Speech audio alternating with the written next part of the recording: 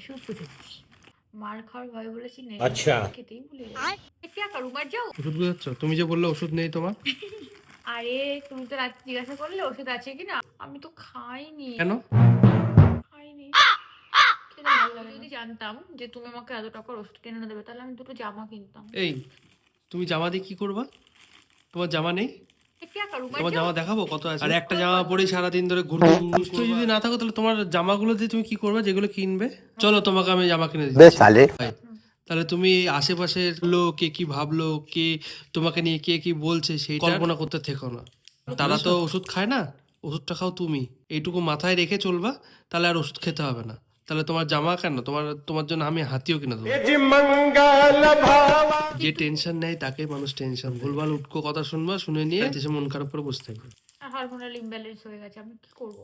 क्या करूं मर जाओ मैं मर जाऊं।